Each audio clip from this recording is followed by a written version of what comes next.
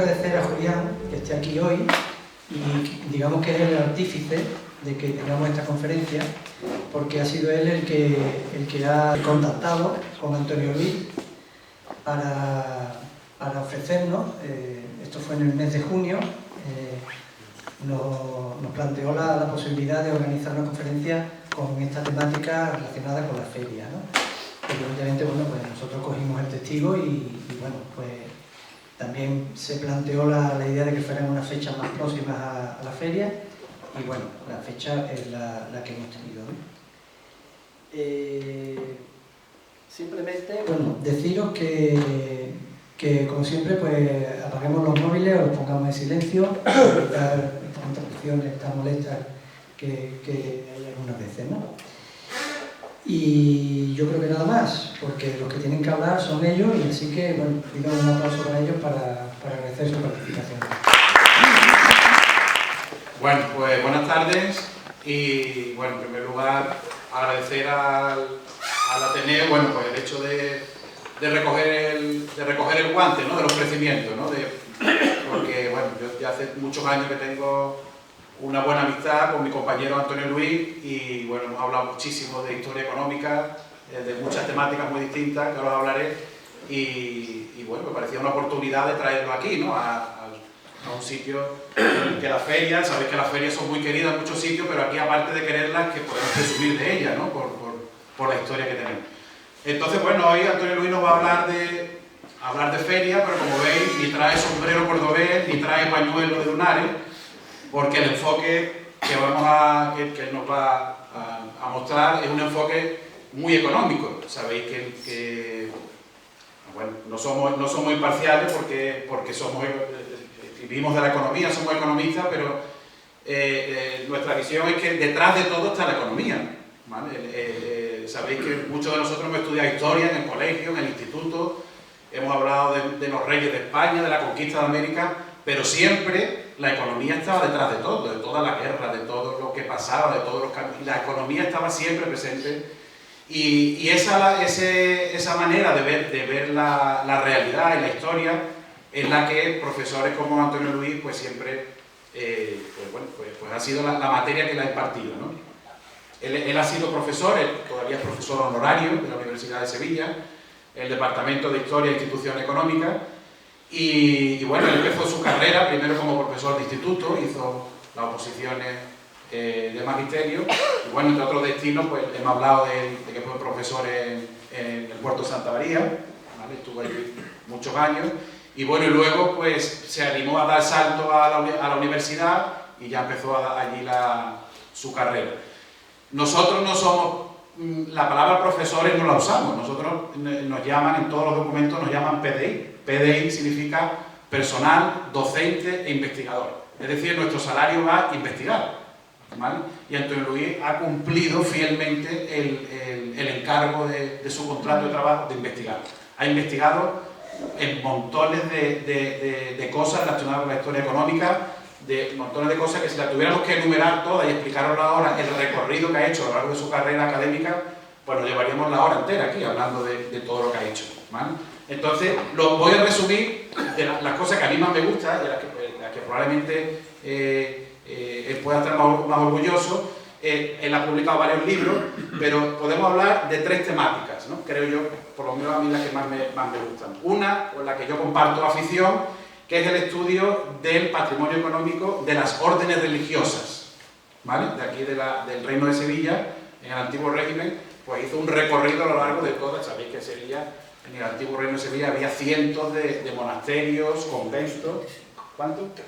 375 nada más había, ¿no? Y él hizo un recorrido por todas ellas a través de sus cuentas, de sus libros de cuentas, sus libros de reglas y demás. Un estudio interesantísimo. Otro, ¿vale?, que también es muy nuestro, muy de la tierra, es el estudio de las ganaderías taurinas, ¿vale? Él tiene un libro publicado y un montón de artículos en el que se preocupa, bueno, pues de las ganaderías taurinas, su origen, bueno, cómo eran las ferias taurinas y demás, interesantísimo. De hecho, si luego alguien tiene interés, le puedo pasar el link de una entrevista que le hicieron el año pasado, fue, ¿no? En Canal Sur. en Canal Sur una entrevista interesantísima y le puedo pasar el link para que la vea porque la verdad que es muy buena, ¿no? Muy ilustrativa. En un rato se aprende mucho y se reflexiona mucho sobre el mundo taurino. Y por último, y no menos importante, uno de los libros, una de las temáticas de las que también he estudiado, es el de las ferias de ganado, ¿vale? Que es el que nos trae aquí nos trae hoy. Entonces, bueno, él estudió, su libro precisamente se llama Las ferias de ganado en Andalucía Occidental y Extremadura. Que, bueno, aquí lo trae, es un libro muy accesible porque de hecho está en internet, ¿vale? El PDF se puede descargar, lo podéis descargar libre gratuito, está disponible, lo podéis descargar en PDF y lo podéis ver sin necesidad, por supuesto, ni de comprarlo ni de acudir a ningún sitio, ¿vale? Y bueno, y sobre el trasfondo de ese libro, que yo lo he leído, pues la palabra Mairena sale pues, 200 veces, ¿vale? Tiene su capítulo dentro del libro dedicado a Mairena. Entonces, por eso la oportunidad de aprovechar hoy de todo lo que nos puede enseñar. Y aunque se dice que las comparaciones son odiosas, pero inevitables, vais a ver cómo Mairena era la feria de ganado en comparación con otras, ¿vale? Que es lo que le da también más interés a los datos que podemos ofrecer de la misma. Así que sin más, muchas gracias y le cedo la palabra a Antonio Luis. Antes que nada, agradecer al sospecho será excelentísimo Ateneo de Mairena. Siempre en el ejército me dijeron que lo mejor ir por arriba, casi nunca me equivoca. No sé si era excelentísimo o ilustrísimo, excelentísimo. Y bueno, por supuesto a Julián que me propuso estar aquí, y por mí encantado. Yo empecé esta investigación precisamente en el archivo de ustedes, el archivo municipal, hacía 30 años. Y entonces, bueno, pues el tema me interesaba, pues se quedado marcado. Como ha dicho bien Julián, no un libro, pero 5 libros de toros, 6 o 6 libros de toros. A mí los toros no me gustan. No soy taurino, no me gustan, tampoco me gusta el cricket y no soy anticricket, no soy antitaurino. Pero, bueno, ¿por qué estudié los toros? Por una cosa muy sencilla. En España se le dedican a los toros 500.000 hectáreas. A ver qué cultivo en España tiene 500.000 hectáreas. Tiene 300 años de antigüedad, 250.000 cabezas de ganado y por eso fue lo que le dije. Yo soy historiador agrario. Y yo he estudiado los toros como podía haber estudiado las ovejas o las cabras. Y ese es el tratamiento que le he dado. Para mí, que he estudiado mucho los ganaderos, para mí tiene el mismo valor un ganadero de toros de lidia que un criador de pollo. Para mí es la verdad. Entonces, fue a través precisamente de la ganadería de lidia como yo entré en el tema de las ferias de ganado. Los grandes ganaderos, que son grandes labradores, porque ahora veremos este tema, yo veía en sus archivos, veía cómo mandaban ganado pues, a la feria, entonces pues, me preocupé del tema. Y empecé a entrar en este tema. El tema de la ganadería en general es un tema bastante poco conocido en Andalucía. Aquí se ha estudiado mucho, sabemos perfectamente la superficie de los cortijos, los cultivos, los sistemas de tenencia, arrendamientos, pero de ganadería prácticamente no hay nada. Como decía un maestro, mi jefe murió el año pasado, Julián lo conocía, Antonio Miguel Bernal, nada más lejos de la realidad histórica que esas extensas dehesas vacías, desiertas de ganado. Porque ahora las vemos, si vamos por la carretera, miramos, no hay otro, y no vemos ningún ganado. Pero hace 100 años eso estaba lleno de ganado, de todo tipo, de todo tipo.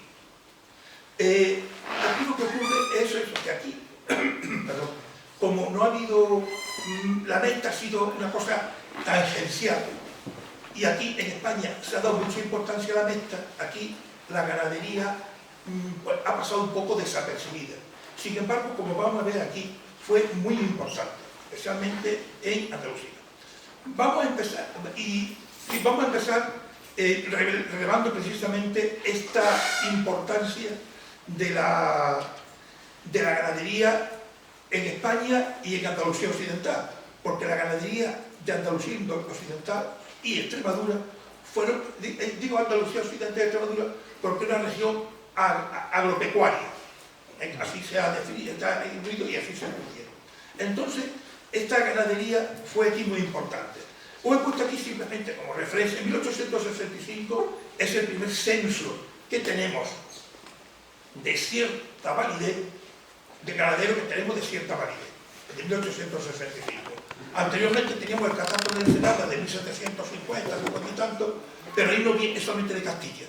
No viene ni Cataluña, ni Aragón, ni Valencia, ni Baleares. Entonces, este censo de aquí, bueno, lo he puesto aquí simplemente para comparar qué peso tenía la ganadería de Andalucía Occidental y Extremadura en el conjunto de España. Aquí tenemos distintos tipos de especies que había y después el peso específico de ellas en el conjunto.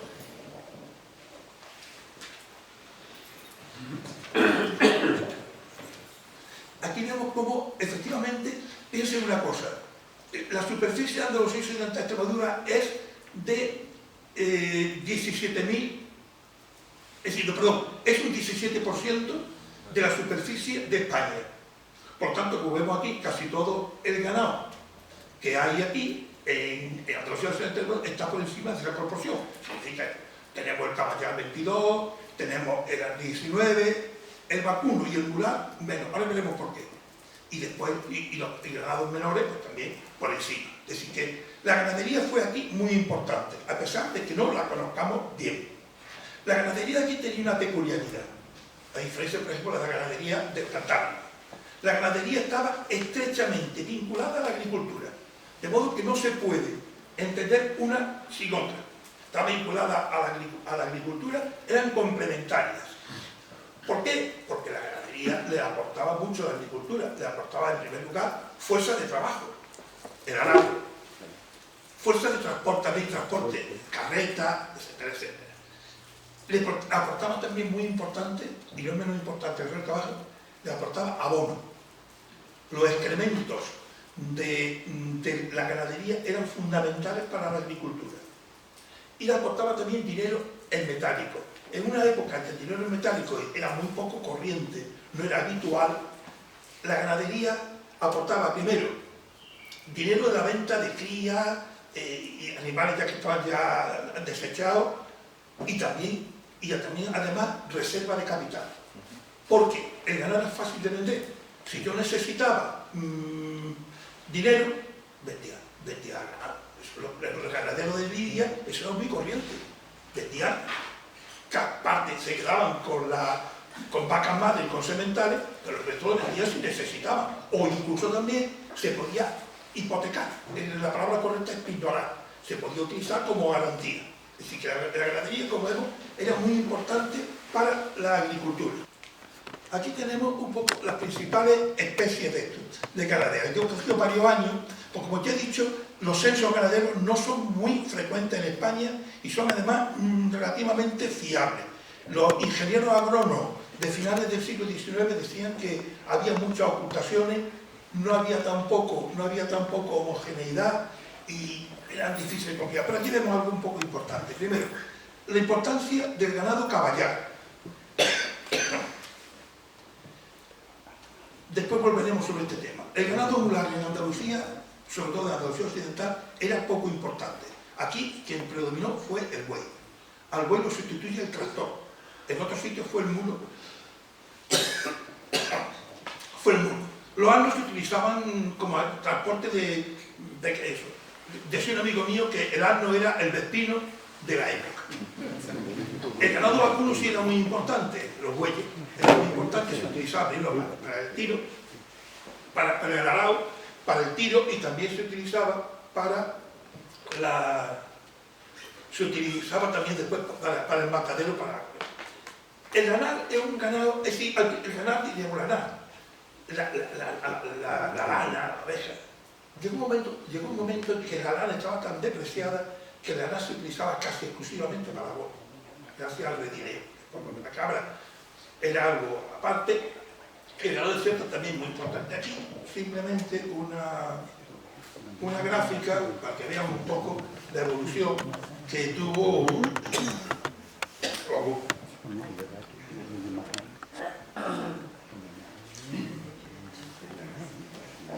He puesto también aquí la carga ganadera. La carga ganadera nos da el peso por unidad de superficie que hubo aquí.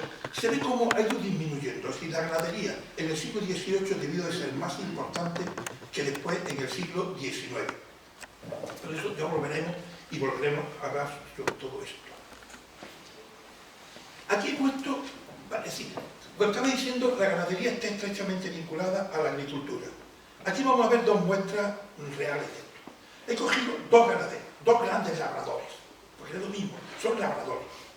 Dos grandes labradores y vamos a ver qué es lo que tienen. Uno de ellos, la Cartuja de Jerez de la Frontera. Como ha dicho Julián, yo empecé trabajando sobre la economía de las órdenes religiosas. Y por supuesto, la Cartuja, tanto la de Jerez como de Sevilla, fueron de mis primeros objetivos. Aquí aparecen 3 fechas dentro de la Cartuja. La Cartuja también tiene una cosa interesante. Los dos, este y el siguiente que voy a poner, han sido ganaderos de toros. La Cartuja de Jerez tuvo una ganadería de toros y llegó a vender toros en Cádiz, en Sevilla, pero también en Madrid.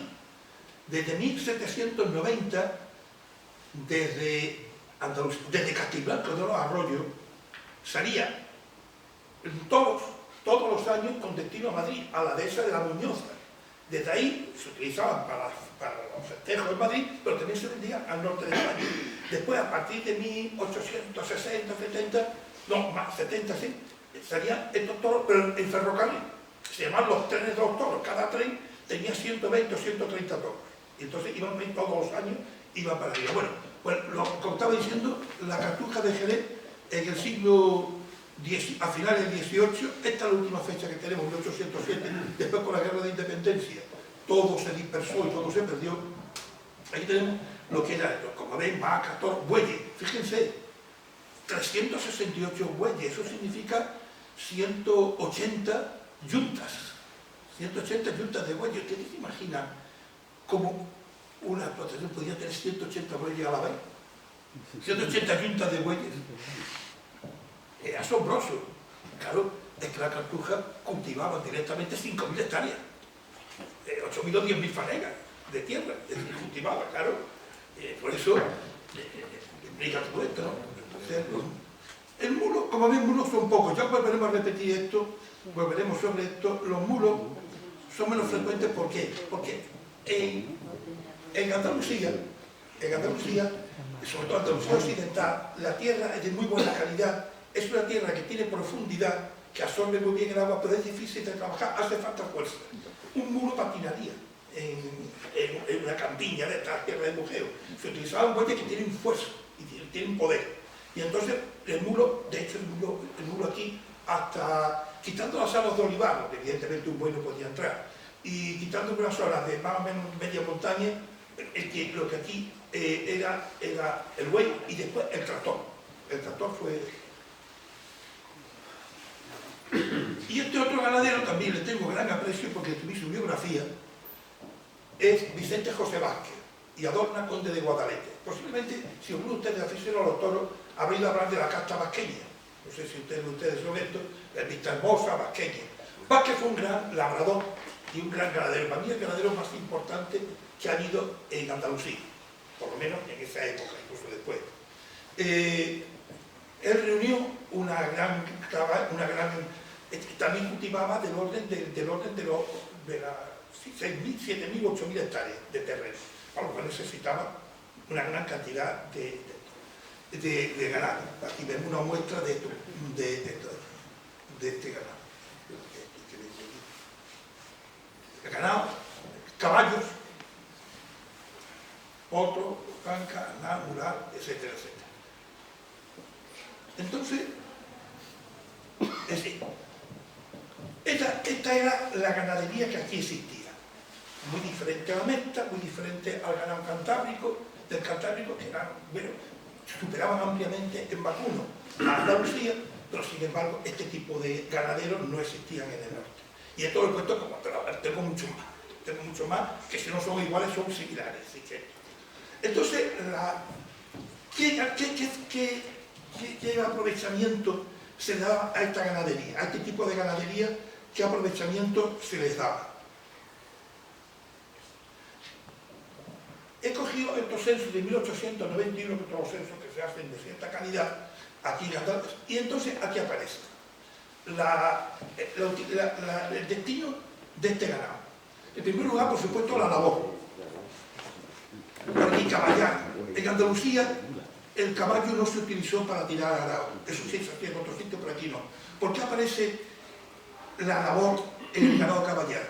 Porque lo que se utilizaba para la labor eran las yeguas, las cobras de yegua, que eran las que pateaban las mieses. Una vez recogida la cosecha, se extendía sobre una era y los cascos de esas yeguas iban rompiendo la espiga y después se venteaban. Entonces, para eso se utilizaban. Esto solamente, lógicamente, solo lo utilizaban los grandes propietarios, los grandes ganadores. Estamos acostumbrados a ver los bares, los mesones, ¿cómo se llama esto? Una trilla. Esto es de adorno. Para un pequeño propietario, un pequeño ganador, sí. Ustedes se imaginan lo que sería esa trilla para trillar la cantidad de trigo que se recogía. Imposible. Entonces se hacía con él. El ganado mular, como ya hemos dicho, estaba empezando. Cada vez se veía más ganado mular por aquí, porque ya estaba para olivar y estas cosas. El ganado, lo importante aquí era el ganado vacuno. Era el ganado vacuno. Uso propio se utilizaba para el transporte. El caballo, por supuesto, montar a caballo, el mular un poco para lo mismo, para tirar carruaje y todas las cosas. El ganado de renta es el ganado que se utilizaba para vender, lo que hemos dicho antes. Y ese ganado de renta, su destino era la feria o el matadero. La feria y el matadero era el destino. Lógicamente, el ganado mayor se utilizaba para la feria, el ganado menor, sobre todo, para el matadero, junto con el ganado vacuno.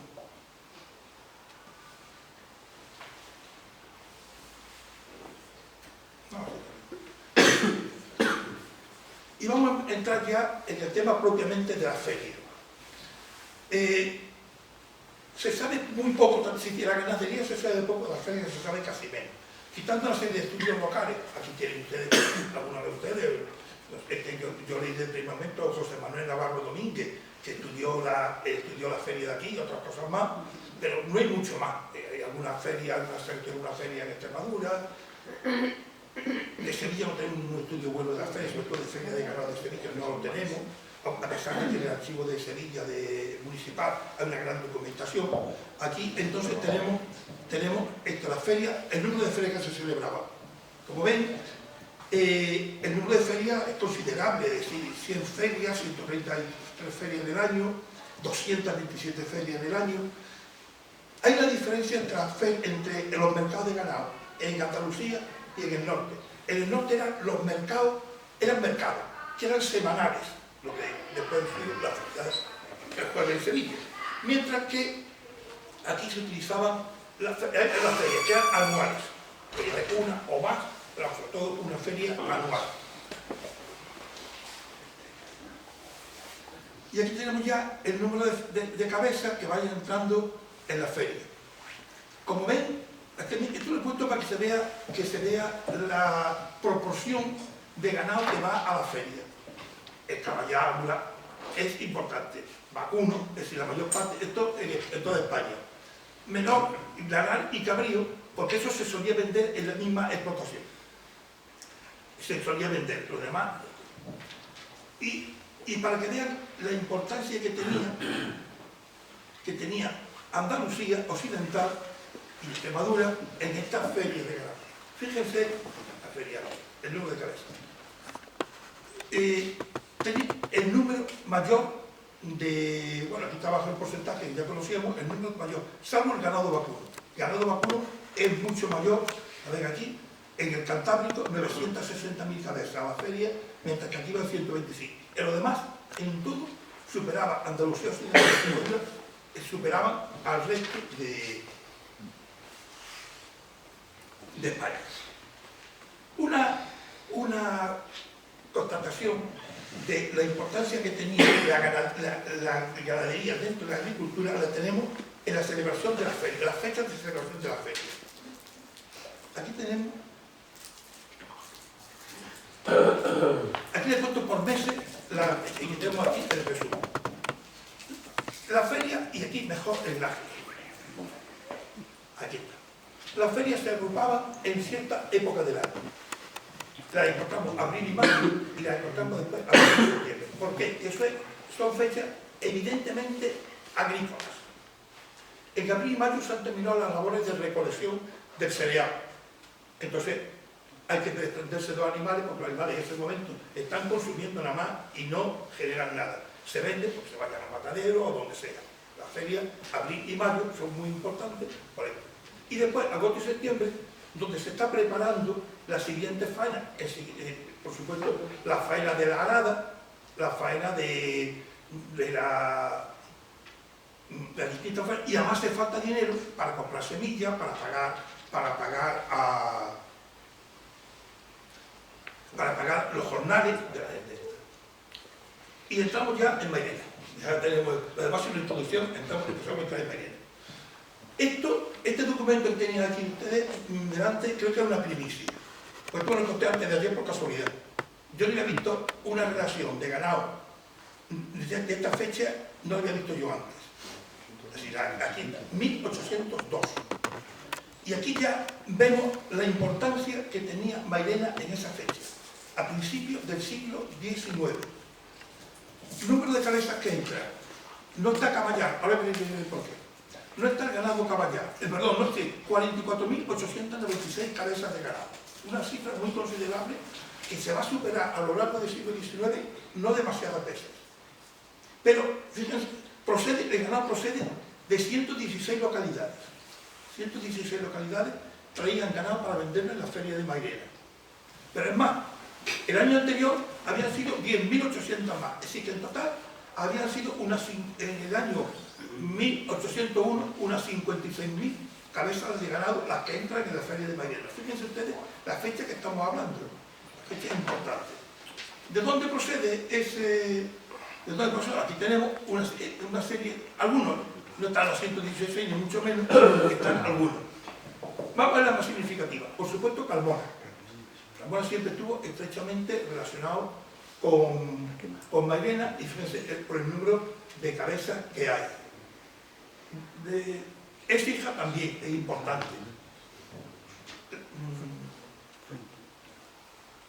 Mairena es muy poco. Mairena nunca tuvo, el ganado de Mairena nunca tuvo una presencia importante en las fechas de Mairena. Nunca tuvo una presencia importante porque Mairena no tenía un término agrario y recientemente grande. De hecho, Mairena, ¿por qué la feria se celebra aquí? Bueno, lo he creído, es porque estaba un importante centro de comunicación e intercambio entre Sevilla, Málaga, Granada, entre Madrid, Cádiz, Madrid, Córdoba, Cádiz. Estaba el sitio era fundamental, era por eso. Después también otras ferias, bueno, por supuesto, Sevilla, que es la que va a desplazar, terminará desplazando. Pero todavía Sevilla no tiene. No, exactamente 8, todavía no tiene Sevilla entidad en este sentido.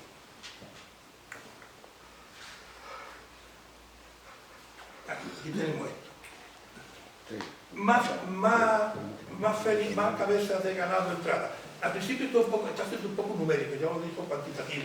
Después hablaremos más de detalle. Por el tiempo, la incidencia. Yo he querido un poco para que viesen el peso de hace 1839. Esto está sacado aquí del archivo.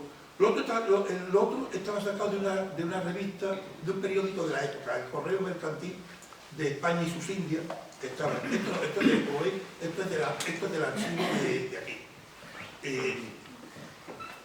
1839, pero esto es por provincias. Quédense con una cosa. Quédense con el número de provincias de procedencia. 1, 2, 3, 4, 5, 6, 7, 8, 9, 10, porque después vamos a ver 11. Después vamos a ver el destino. Aquí está la procedencia por municipio, siguen siendo los que ya hemos visto antes: Carmona, Sevilla, Écija, los municipios más importantes de la feria. Mairena, como veis, 600 cabezas, donde hay pues, prácticamente otras 40 y tantas mil cabezas. En 1840, más o menos, aquí mejor. Fíjense en las provincias. 1, 2, 3, 4, 5, 6, 7 provincias. Si ahora pasamos al siguiente punto, que es el destino del ganado, fíjense en el mismo año, 1, 2, 3, 4, 5, 6, 7, 8, 9, 10, 11, 12, 13 provincias. Hemos dicho antes que 6 o 7. ¿Por qué? Por una cosa muy sencilla. La feria tenía una labor de redistribución. El ganado que llegaba a la feria llegaba de la zona más próxima. Se decía que venía un día, como mucho, un día de viaje. Desde la explotación, desde la finca hasta la feria. Uno solo. Entonces era. Sin embargo, el número de provincias a donde va este ganado. ¿Por qué? Porque este ganado, aquí no tiene que. El ganado que estaba aquí no hace falta que se venda aquí, pero se vende fuera. Se vende para afuera. Entonces, fíjense, aquí hay algunos sitios que son prácticamente llamativos. Por ejemplo, Galicia. El ganado de aquí que iba a Galicia, el ganado caballar. Después volveremos a este tema porque es interesante. A Valencia, mucho iba a Valencia. A Madrid, desde aquí no iba mucho. A Madrid el ganado que iba era sobre todo de Extremadura. Era el ganado que iba. Tenemos más, tenemos incluso los compradores. ¿Quiénes eran los que compraban? En la feria de Mairena compraban los valencianos. Hemos hablado con muchos valencianos. Los valencianos compraban sobre todo para la recría. Es decir, llevaban aquí el ganado, lo llevaban a Valencia, en Valencia lo alimentaban y lo vendían a Barcelona o a Madrid, donde llevaba este ganado. El ganado caballar, buena parte del ganado caballar se utilizaba para la remonta, se vendía al ejército. Aquí tenemos, y también para el Sevilla, por el Equino, para la renta y el Jaén para la remonta. El ganado caballar tiene una peculiaridad. Hemos visto como en las primeras ferias no aparecía prácticamente para nada el ganado caballar. No aparecía porque el ganado caballar se consideraba un arma de guerra y estaba controlado por el ejército. De modo que no se podía, ni siquiera se podía criar en todos. El ganado caballar solamente se podía criar en Andalucía occidental, en Extremadura y en Murcia. El ganado estaba perfectamente controlado, y aquí lo tenemos en el ayuntamiento. Estaba controlado los ayuntamientos. Los ayuntamientos tenían unos libros de registro de ganado caballar, donde venían por nombre, capas, alzadas, los caballos que había y qué había por ellos. Si se han vendido, si no se han vendido, si se han muerto, todo eso venía en este tema. Por eso, este ganado caballar no aparece aquí. Lo vamos a ver, lo hemos visto aquí ya, pero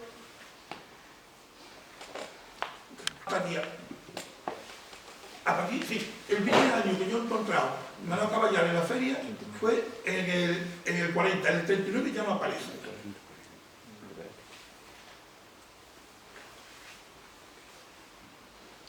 Bueno, y lo mismo, comprador. En la feria de Mairena, que he cogido varios años, lo mismo, pues, los valencianos compran potros para la recría, decían que la alfalfa de la huerta valenciana, bueno, permitía que todos estos animales se criasen mejor, ovejas, quinos. Hablábamos antes del ganado que iba a Galicia desde aquí. Eran sobre todo caballos. Y esos caballos iban sobre todo a Orense. ¿Por qué iba a Orense? Incluso Rosalía de Castro habla un poco de esto. Directamente habla de esto. Los gallegos emigraban hacia Andalucía. Emigraban desde mucho tiempo. Para 2 o 3 actividades. Venían aquí a segar.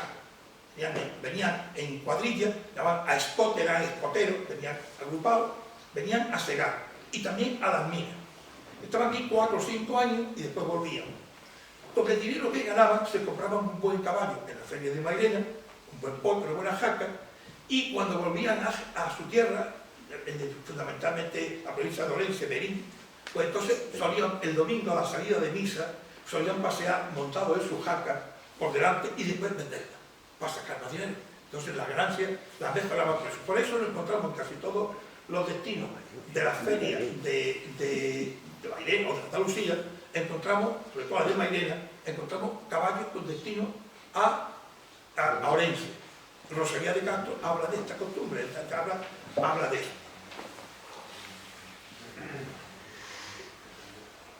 El ganado caballar, como he dicho ya, el ganado caballar era aparte, en 1830 era aparte. El ganado tenía que llevar además una tornaguilla. Es decir, el ganado tenía que estar, obligatoriamente tenía que estar registrado en el ayuntamiento para después, y tenía esa tornaguía, tenían que retornar la misma tornaguía, cuando llegaban tenían que mandarla otra vez al ayuntamiento. Incluso se podía tener hasta sanciones y castigos en este sentido. Aquí está la venta de caballos. Y bueno, yo creo que un poco una idea de lo que cuantitativamente ha sido, vamos a entrar un poco en lo que yo llamo incidencias y aspectos laterales de las ferias de ganado. En primer lugar, el transporte, el ferrocarril. El ferrocarril era muy importante para la feria de ganado, sobre todo porque hemos dicho que había que transportarlo, no para venir a la feria, sino de la feria para afuera, porque había que transportarlo a distancias relativamente importantes. Yo me encontré un legajo bastante voluminoso en la Fundación de Ferrocarriles Españoles en Madrid, que el legajo se llamaba Feria de Zafra. Pero no era Feria de Zafra, era Feria de Zafra de Mérida, de Trujillo, de todo esto. Y entonces era un legajo que le había elaborado los comerciales de NZ, Madrid, Zaragoza, Alicante, las líneas ferroviarias. Y entonces es muy interesante porque ahí se ve precisamente qué significaba el ferrocarril para la feria. De hecho, la feria buscaba, aparte de tener abrevadero, aparte de tener pasto, buscaba también una estación de ferrocarril próxima. Casi toda la feria tenía una estación de ferrocarril próxima. ¿Qué pasó con esto en Mairena? ¿Qué pasó? Aquí había ferrocarril, sí, en 1870 y tanto hubo ferrocarril, pero debió de ser utilizado poco o yo encontré algunas menciones nada más. Tengo aquí una que es un poco sorprendente, ¿no? Desde 1860, tenemos los precios de transporte del ganado, ferrocarril Córdoba-Sevilla, pues el ganado puede ser trasladado por día a la feria de Sevilla, Carmona, en esa fecha no, por supuesto. Aquí, si no me equivoco, el ferrocarril hace 1870 y tanto, o 74, no era esto, pero sí llegaba próximo. Entonces, próximo ya abarcaba los costes. Entonces, el ferrocarril es fundamental. De hecho, los ayuntamientos se preocupaban de dejar bien preparado el camino y todo esto para el ferrocarril. Hay un texto de la prensa de aquella época que dice que el alcalde de Mairena ha tenido especial cuidado en el camino que va del mercado, la ciudad, hasta la estación. Entonces la ha cuidado, la ha mejorado, todo este tipo de cosas. Esto es interesante. Esto es las tarifas y los horarios de los ferrocarriles de Sevilla, el ferrocarril Sevilla-Alcalá-Carmona y hasta Mérida. Entonces, con motivo de la feria, se preparaban unas tarifas especiales y unos trenes especiales para facilitar la llegada de los viajeros que querían venir aquí. Aquí tienen Gabriel, aquí tienen la salida a las 6 y 10 de la mañana, y luego cuando llegan, así que como vemos, llegaba a 6 y 10 y llegaba a Mairena a las 7 y 15, una hora más o menos.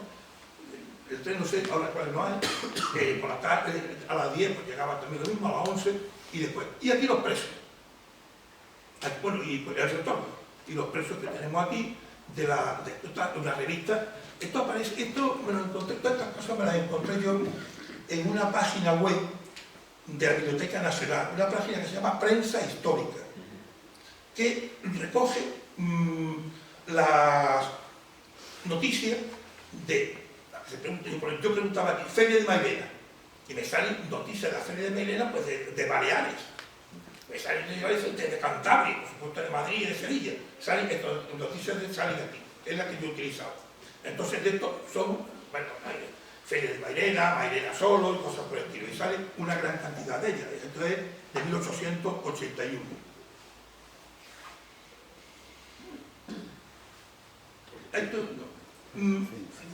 La feria, bueno, esto es muy conocido ya, cosa que de este señor Navarro Domínguez, los puestos que ponían en la feria. Vamos a hablar de varias incidencias relacionadas con la feria. En primer lugar, la seguridad y la delincuencia. la feria agrupaba una gran cantidad de personas, procedentes de muchos sitios. Entonces, esas personas que llegaban aquí a la feria, normalmente venían con dinero, porque claro, aquí se compraba en efectivo. Después, porque el tiempo, pero ya mucho después, y ya a Maguena creo que no lo aceptó, empezaron a utilizarse los cheques. Empezaron a establecerse oficinas, oficinas temporales de los bancos para evitar transportar dinero. Pero todavía en esta época se transportaba dinero. Entonces, eran frecuentes los robos. Hay un caso muy conocido, no es de aquí de Mairena, pero es de Villamartín. Allí en Villamartín, a finales del siglo XIX, se dieron varios incidentes de un bandolero, que era de Estepa, que se llamaba El Vivillo, Joaquín Camargo El Vivillo. Este asaltó en varias ocasiones a personas que iban hacia la feria de Villamartín con dinero. Y entonces llegó a tener un amigo mío, también colega de historia, que comentándole esto, se recordaba, si yo todavía recuerdo cuando era chico, se hablaba algo del Vivillo, como una cosa así del pasado, así que tuvo su cierta importancia. Estuvo como 20 y tantos años, lo cogieron un tiempo, salía, volvía a salir, y como 20 y tantos años, ahí. Estuvo en la feria. Por lo tanto, se publicaron, para evitar esto, se intentaron evitar, y aquí tenemos por la audiencia de Sevilla, ordena al Ayuntamiento de Mairena que prepare un reglamento sobre la seguridad en la feria. Este tema, por supuesto, este reglamento lo tenemos más extenso después, pero los juegos, que no haya armas de fuego, y por supuesto que no se blasfeme ni nada, y que las mujeres vayan siempre acompañadas. Esto también, aquí estaba también.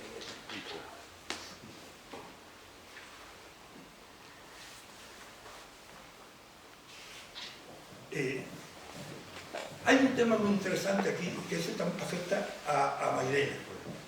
El año 1835, si recuerdan, es al año siguiente a haberse muerto Fernando VII, que hereda a su hija Isabel II, pero que entonces tenía meses, por lo tanto, quien pasa a desempeñar las labores de gobierno es la esposa, que es María Cristina, la regente, en contra de los carlistas, que eran los partidarios de Carlos de Borbón como futuro rey.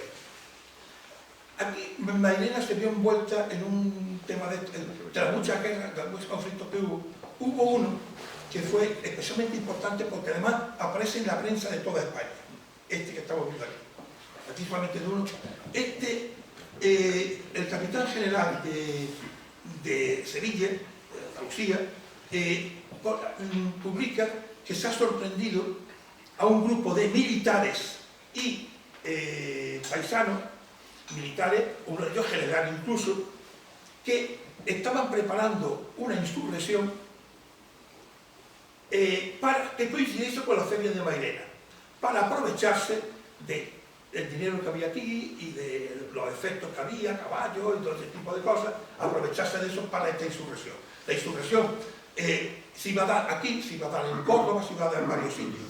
Terminó fracasando y fueron, como dice aquí, se iban a reunir en la dehesa de Quinto, aquí cerca, y fueron sorprendidos el 1 de abril. Aquí lo vemos como la feria, de algún modo, patrocinó o ayudó a que se preparase una insurrección de carácter carlista.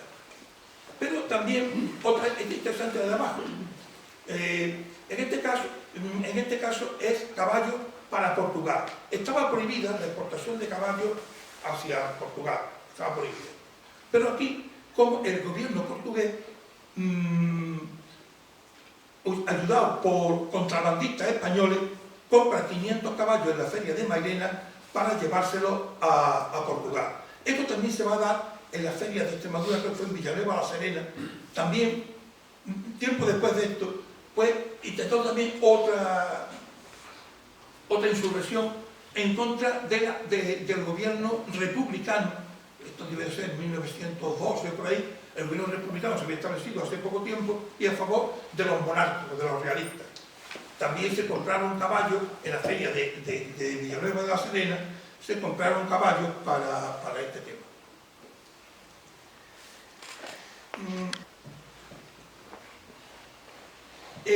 Bueno, también, el tema de la moneda falsa también fue muy corriente, y aquí, de hecho, aquí en la feria de Mairena llegaron a sorprender a un individuo que, con moneda falsa, que además lo había comprado incluso una manada de ovejas y fue descubierto. En la moneda falsa abundó en todas las ferias de ganado, fue característico de todas las ferias de ganado.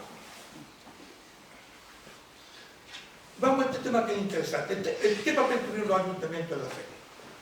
Las ferias fueron, de algún modo, impulsadas por los gobiernos liberales para España se recuperase de los problemas que había tenido durante la Guerra de Independencia y el siguiente tiempo, que fue del absolutismo de Fernando VII. Entonces, los gobiernos liberales impulsaron las ferias para que desarrollasen la economía local y la economía regional.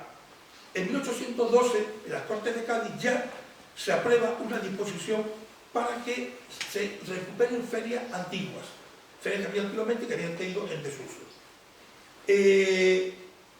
Después, en 1834, hay también otra disposición, en 1937 hay otra. ¿Quiénes serían los encargados de patrocinar esta feria? Serían los ayuntamientos. El ayuntamiento sería el que solicitaría al gobierno civil la celebración de esta feria, en la cual se especificase número de habitantes, los días, dónde se iba a celebrar, las infraestructuras con las que contaba el pueblo para celebrar esta feria. Y entonces, una vez que se aprueba, bueno, pues la feria se pone en marcha. Yo he encontrado varias de estas solicitudes en la provincia de Cádiz, en el archivo histórico provincial, en el archivo del gobierno civil, donde se ven las peticiones. Por ejemplo, una de las primeras que he visto ha sido la de Arco de la Frontera. Arco había tenido una feria anteriormente y lo que quieren es renovarla. Se le quedó en desuso completamente y entonces dice que está en un sitio geográfico muy bueno para todo esto. Luego hay otra que es interesante también, que es la feria de Jiménez. En Jiménez se pide la feria, fíjense ustedes, se pide para resarcir a los ciudadanos de la represión que habían sufrido por el ministro Carlos Martí, ministro de Fernando VII, absolutista, porque ellos habían apoyado una revuelta más o menos liberal y entonces el otro había castigado muy duro. Entonces había sido tal la represión que habían sentido que piden una feria para recuperarse. Otros, sin embargo, otros pueblos se negaron. Por ejemplo, Rota considera que no tenía eso y dice que no quiere tener feria. Tal vez la petición más interesante de la feria la tenemos por parte del Ayuntamiento de Sevilla. El año 1846, dos concejales del Ayuntamiento de Sevilla, Narciso Bonaplata, catalán, y Ibarra, vasco, piden la creación de la Feria de Sevilla. Es decir, la Feria de Sevilla la crean, la patrocinan un catalán y un vasco. Y entonces, esta Feria de Sevilla, que empieza a funcionar ya en 1847, allí ponen todo lo que consideran la feria, entonces como veis, las ferias pues, fueron pedidas por los ayuntamientos. Aquí está la licencia de la feria, pues, y también, por supuesto, y después las ordenanzas municipales de la feria. Está publicada de aquí de Mairena, de 1831, que era la que me refería yo antes. Esa está publicada y es conocida, ¿no? Nadie lo hace malar, los vagos ociosos no estarán en la feria, ninguna persona podrá hacer juego de azar, no hay boliche, etcétera, etcétera. No puede haber, no se formen cuadrillas, pues sobre todo por la noche, la arma de fuego, no se podrá pasear a caballo por la feria. Luego, que los distintos puestos tienen que tener las ventanillas abiertas, que se vea perfectamente desde el exterior, todo el interior. Entonces, lo que decía antes, que las jóvenes que no traigan marido, padres, acreditando la autoridad, que no les permitirá ir vagando por por la feria. Entonces, estos son los muchos... Bueno, aquí es interesante también ¿no? Es un informe de la Guardia Civil, porque la Guardia Civil se va a encargar sobre todo de velar por la seguridad en la feria, y entonces, de 1844 se creó, y aquí en 1915, en la feria de Zafra, da un resumen de las cosas de los atentados que ha intervenido. Es decir, aquí uno que había robado, a uno que estaba durmiendo, había robado dinero y también ganado. Otro vecino acusado de robar un burro. Otro individuo que había estado reclamado por el juzgado. Otro de joyería. Con un coche tenía un coche de caballo, se había tropezado con otro, y la moneda falsa, que es corriente. También fueron muy importantes en la feria el tema de la higiene. Claro, la gran cantidad de ganado que se reunía allí, era muy fácil que este ganado, pues...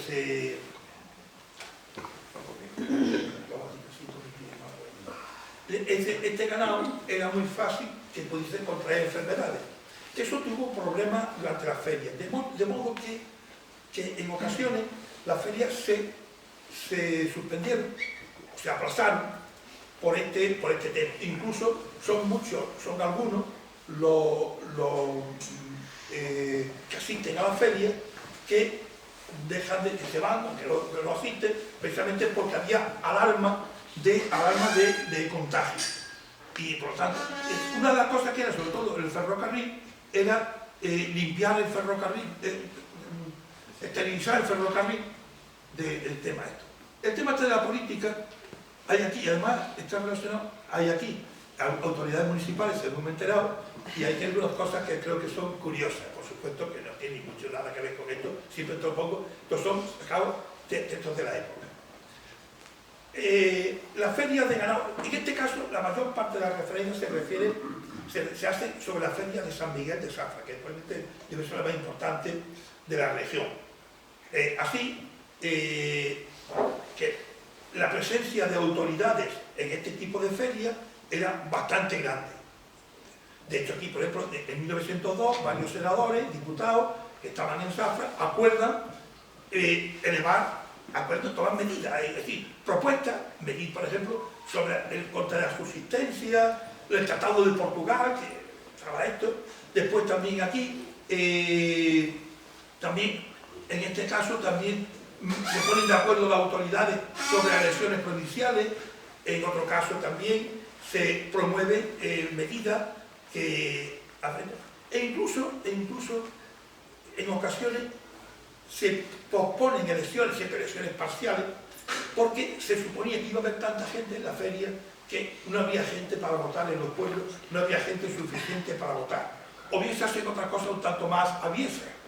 Se convoca una reunión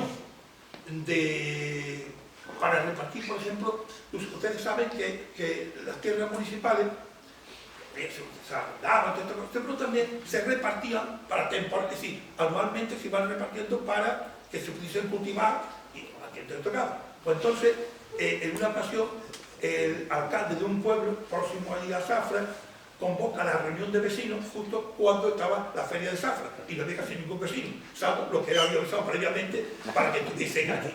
Ya digo, son picardías y son cosas que no tienen, por supuesto, nada que ver. Y incluso algunas reuniones, fíjense, de la Diputación de aquí de Badajoz llegaron a suspenderse por breve acuerdo, estaba todo el mundo en la feria. Es decir, feria tuvieron mucha importancia y tuvieron bastante importancia por la afluencia que había y por las promociones, que es el que he visto yo antes. La promoción era otro de los misiones o labores que hacía el ayuntamiento. En primer lugar, ya convocar la feria y además lanzando carteles, propaganda. Se han encontrado carteles de la feria de Jerez, por ejemplo, se han encontrado en Valencia. Demuestra el interés. En estas promociones pues se prometía, se hablaba de que se iba a haber pasto, que iba a haber agua, que no iba a haber impuestos y luego también, por supuesto, se hablaba de los ferrocarriles que iban a haber aquí, las pensiones, los restaurantes que había. Pero aquí hay una, tengo aquí una, pero creo que estaba arriba, un cartel. Yo vi en el libro de este señor Navarro Domínguez, vi yo el cartel de la feria de una de las ferias de Mairena.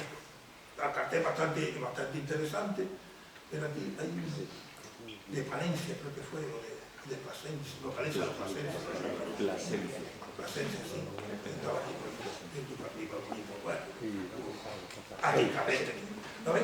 La feria se celebrará la feria de ganado caballado, no se exigirá impuesto alguno, los ganados tendrán abundantes pastos en la alameda de San Antón y si el tiempo se celebrarán corridas. Es decir, la corrida de toros también es consustancial a las ferias de ganado. Y también se prepararán fiestas y fuegos artificiales. Otra cosa, por ejemplo, que también se intenta traer, fíjense, en la época a los visitantes, es que habrá también luz eléctrica. La feria tendrá luz eléctrica también. De hecho, en Sevilla, la feria de Sevilla se llegó a ser una central eléctrica provisionalmente. Allí donde hoy día, si conocen, el frente de Capitanía, donde está Sevilla, ahí hubo una central provisional para atender a la feria de Sevilla que estaba en el Prado. Estaba esto, ¿no? Incluso, bueno, y después ya, pues, comida y todas estas cosas. Por ejemplo, una de las cosas que dicen, algunas cosas son un poco inútiles, aunque ya han quedado hasta el otro día. Por ejemplo, en Sevilla, la famosa pasarela. ¿Han oído hablar de la pasarela? El sitio esto, que era para dejar paso, para dar más... Esto fue tan inútil que duró 15 años, pero después se vendió, después se desmontó y la compró un trapero de Almería. Compró un herrero de Almería, compró... Claro, en aquel momento apareció en toda la prensa de España, apareció la famosa pasarela. Ha quedado el nombre. Todavía en Sevilla, como saben, hay una zona que es la pasarela. Así que... y luego quedaba, y ya van a ser unas cuantas cosas nada más, como los resultados de la feria. La feria de Mairena, estos son... Ahora no, hay un tema interesante. No, esto no, sí, esto no, pero el tema de los pasaportes. Conocemos relativamente la presencia de individuos de otras localidades en la feria de Mairena. En concreto, conocemos bien la presencia del Manuel de la Frontera. Y lo conocemos gracias a un documento que ha sido utilizado muy poco. Eso lo hemos utilizado mi amigo, mi compañero Antonio Florencio y yo para estudiar las migraciones estacionales. Son los pasaportes de interior. Pasaportes de interior que después llamaron los papeles. Los pasaportes de interior fueron creados en tipo de la Revolución Francesa para controlar el acceso a París. Eso pasó después. Aquí en España también entran en 1855. Era un documento que era obligatorio llevar. Este documento hacía constar, en aquella torre de fotografía, se describía primero cuál era la naturaleza, la vecindad del individuo, incluso se daba una descripción física de él. Pero lo interesante es que se decía la profesión que tenía y a dónde iba y para qué iba. Esos pasaportes estuvieron funcionando hasta 1854. Habían sido la mejor forma de conocer los desplazamientos internos en España. Eso eran los ayuntamientos los que lo tenían. El ayuntamiento tenía un libro de registro de pasaportes, porque el que pedía el pasaporte era el ayuntamiento, había validez de 6 meses y después había que renovarlo. Después tenía otro libro muy interesante que era el libro de refrendo de pasaporte. El refrendo de pasaporte indicaba que este individuo en pasaporte pernoctaba en otra localidad distinta a la suya, tenía que presentar el documento, el pasaporte, en el ayuntamiento. Y después ahí se refrendaba. Como nosotros hemos construido itinerarios desde Galicia hasta Andalucía y desde Almería hasta Constantina, que es donde hemos encontrado más. Día por día. Sí, día por día. ¿Dónde? ¿Cuál ha sido el itinerario? Más se ve cómo se van repitiendo y cómo esto. Este pasaporte, el problema es que ha sido, según decía una archivera del Archivo Histórico Nacional, ha sido el documento más que se ha tirado más, que se ha despreciado más. De hecho, nosotros aquí hemos encontrado Morón hemos encontrado 3 libros de pasaporte, donde más hemos encontrado es en Constantina. En Constantina hemos encontrado incluso el documento, bastante cientos de estos documentos, pero es rarísimo. Yo en otros congresos que he hablado con la gente, siempre me decían, oye, ¿cómo? No existe más. El libro que es como un individuo. Bueno, gracias a esto tenemos, por ejemplo, individuos que llegan desde Morón. He encontrado 3 años. No hay más. Pues miré a fondo y no había más. En 1817 tenemos que necesitar pasaportes. Estos pasaportes eran individuales, pero a veces podían poner a varias personas.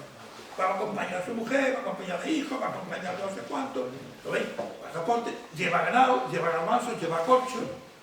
Aquí 62 pasaportes para 129 personas con ganado, a hacer diligencias propias, a vender sombreros, ahí a la feria de Mairena, y bueno, incluso las profesiones que vienen. 24 sirvientes, se sospecha que son los que llevan ganado, labradores, tiradores, es una de las cosas más frecuentes, trajineros, sombrereros, etcétera, etcétera. Y aquí, otro más también, y el tipo de ganado incluso que llevan, no es que viajan.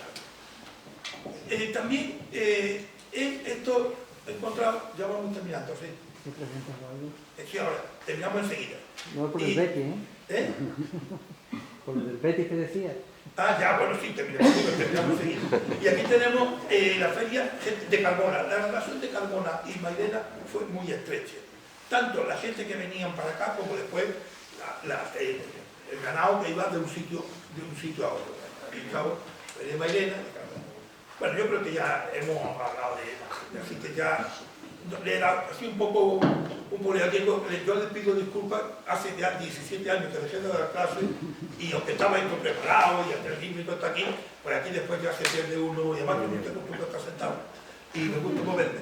Pero bueno, espero haberles dado por lo menos una idea, no de la feria de Mairena, que ustedes sabían mucho mejor que yo, sino el entorno de la feria de Mairena. Sí, la feria de Mairena relacionada con otras ferias, como no era, que no fue un fenómeno individual y singular, sino que formaba parte de todo un conjunto de ferias, como hemos visto aquí, de varios cientos en Andalucía, en Sevilla y todo este tipo de cosas. Bueno, pues solamente me queda decirles feliz fiesta próxima, feliz feria próxima.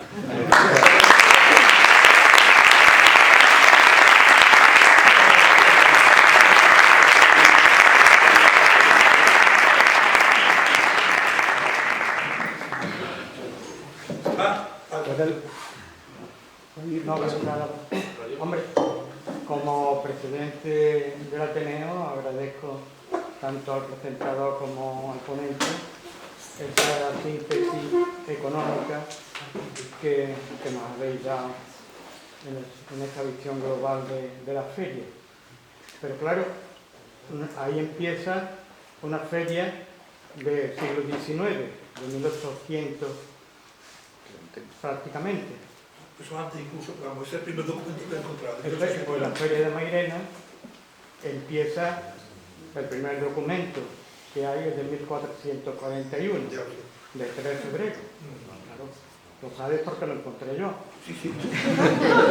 Y entonces ahí viene económicamente también hablando del tema. Eran 2 temas muy importantes. Duraba 15 días. Desde el 17 de abril al 30 de abril. Y fundamentalmente era, y lo ponen cuando lo da un segundo, para que Mairena se poblase mejor.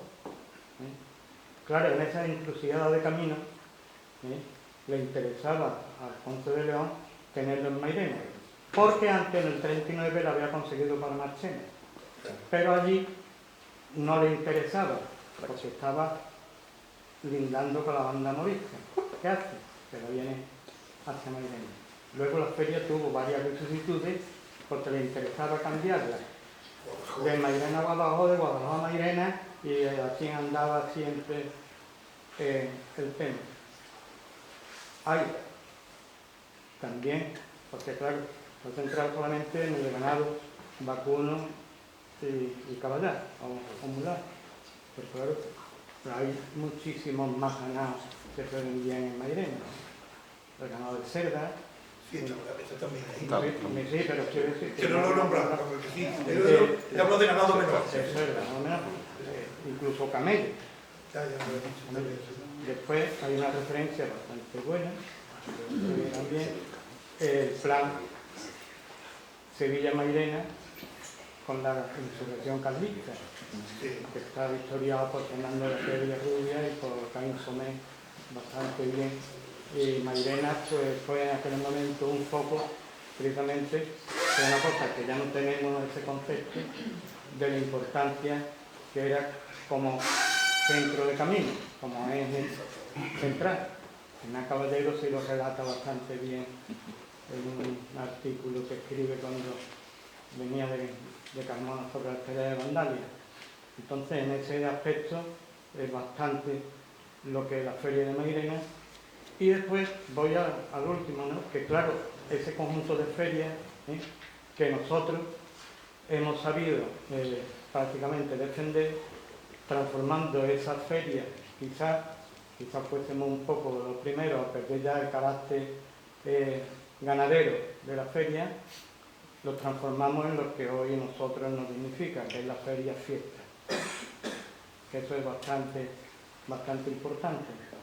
Y otra de las cosas es, y esto sí lo quisiera resaltar, la poca importancia que le dio Mairena a que Sevilla tuviera su feria.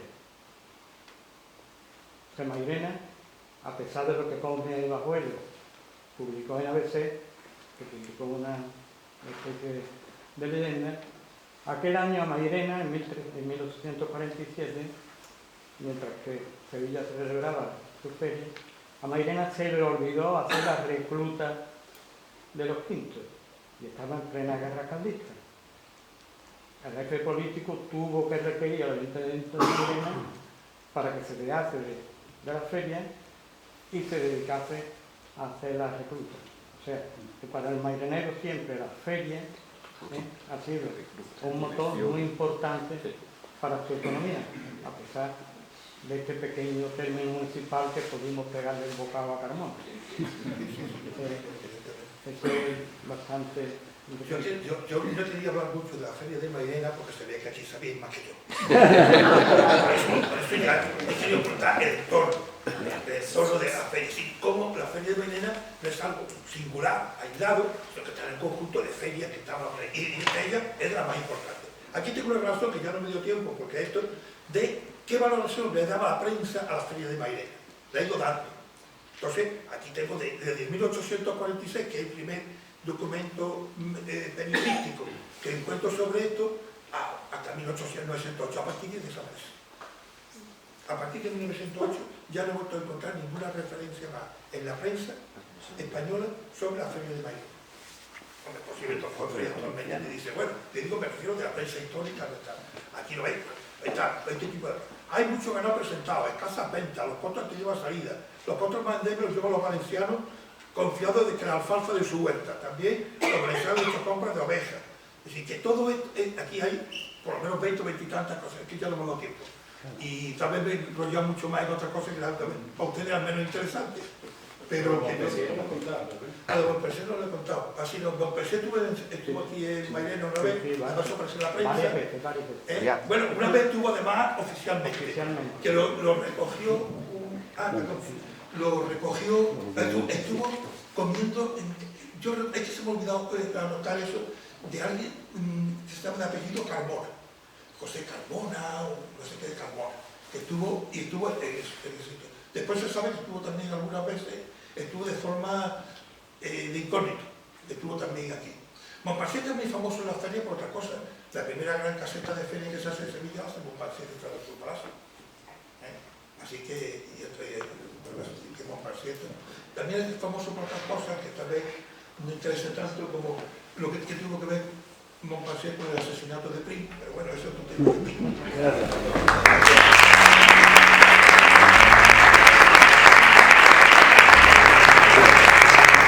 Bueno, pues muchas gracias por la asistencia. Simplemente un pequeño apunte que Julián presenta la semana que viene un libro que ha hecho sobre su abuelo, y va a ser la Hermandad de Jesús. Yo creo que la familia y los de la Hermandad de Jesús no se van a ver, pero bueno, es el próximo jueves a las 8:30.